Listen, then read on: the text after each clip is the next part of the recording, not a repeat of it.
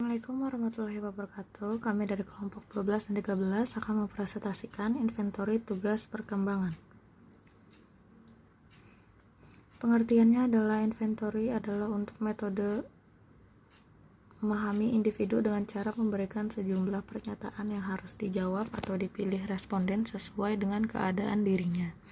Jawaban responden tersebut selanjutnya ditafsirkan atau dipahami oleh pengumpul data tentang keadaan responden dan responden memahami keadaan dirinya sendiri.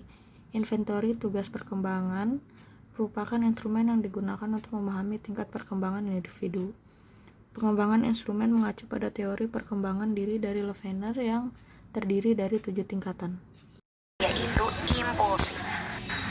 Dalam tingkat impulsif ini memiliki ciri-ciri diantaranya, yaitu menempatkan identitas diri sebagai bagian yang terpisah dari orang lain, pola perilaku menuntut dan bergantung pada lingkungan sebagai sumber ganjaran dan hukuman, serta berorientasi sekarang, tidak berorientasi pada masa lalu atau masa depan.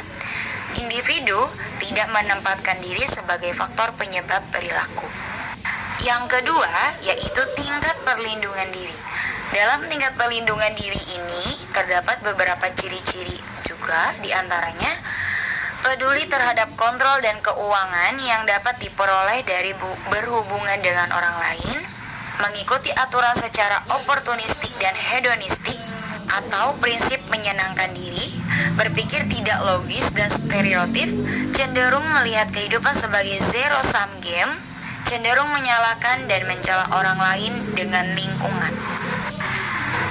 Yang ketiga yaitu tingkat konformistik. Dalam tingkat konformistik ini juga memiliki beberapa ciri-ciri, yaitu peduli terhadap penampilan diri dan penerimaan sosial, cenderung berpikir stereotip dan klise, peduli akan aturan eksternal, bertindak dengan motif dangkal hanya untuk memperoleh pujian, menyamakan diri dalam ekspresi emosi, kurangnya introspeksi, perbedaan kelompok didasarkan atas ciri-ciri eksternal, takut tidak diterima kelompok, serta sensitif terhadap keindividualan dan merasa berdosa jika melanggar aturan. Tingkat yang keempat yaitu tingkat sadar diri. Memiliki ciri-ciri yaitu mampu berpikir alternatif, melihat harapan dan berbagai kemungkinan dalam situasi, peduli untuk mengambil manfaat dan kesempatan yang ada, orientasi pemecahan masalah, memikirkan cara hidup, dan penyesuaian terhadap situasi dan tahap seksama. Memiliki ciri-ciri meliputi: yang pertama, bertindak atas dasar nilai internal; yang kedua, mampu melihat diri sebagai pembuat pilihan dan pelaku tindakan; yang ketiga, mampu melihat keanekaragaman emosi, motif, dan perspektif diri; yang keempat, melindungi akan hubungan mutualistik; yang kelima, memiliki tujuan jangka panjang; yang keenam, cenderung melihat peristiwa dalam konteks sosial; yang ketujuh, berpikir lebih kompleks dan atas dasar analisis.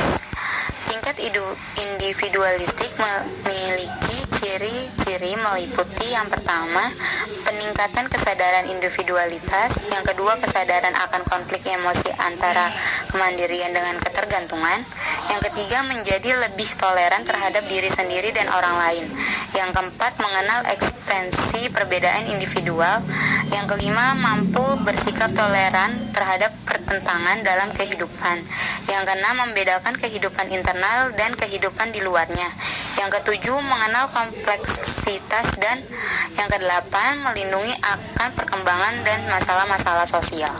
Tingkat otonomi memiliki ciri-ciri meliputi: yang pertama, memiliki pandangan hidup sebagai suatu keseluruhan; yang kedua, cenderung bersikap realistik dan objektif terhadap diri sendiri maupun orang lain; yang ketiga, melindungi akan paham abstrak seperti keadilan sosial; yang keempat, mampu mengintegrasikan nilai-nilai yang bertentangan; yang kelima, melindungi akan self-fulfillment atau pemuasan kebutuhan diri; Yang keenam, ada keberanian untuk menyelesaikan konflik internal. Yang ketujuh, respek terhadap kemandirian orang lain. Yang kedelapan, sadar akan adanya saling ketergantungan dengan orang lain. Dan yang kesembilan, mampu mengekspresikan perasaan dengan penuh keyakinan dan keceriaan. Dalam tes inventori tugas perkembangan terdapat beberapa macam, di antaranya pertama, inventori kepribadian, yang kedua, tes inventori minat, yang ketiga, tes inventori nilai. Selain macam-macam dalam inventori tugas perkembangan, juga ada 10 aspek yang diukur untuk siswa SD dan SLTP. Sedangkan untuk siswa SLTA dan juga perguruan tinggi meliputi 11 aspek.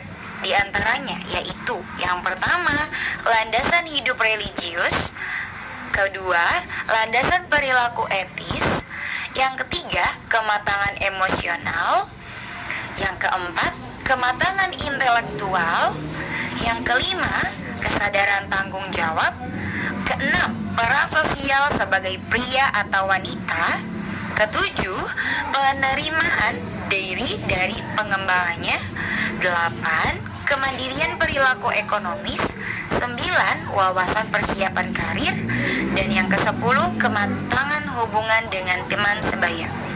10 aspek ini digunakan ketika tes tersebut dilakukan oleh tingkat SD dan juga SLTP.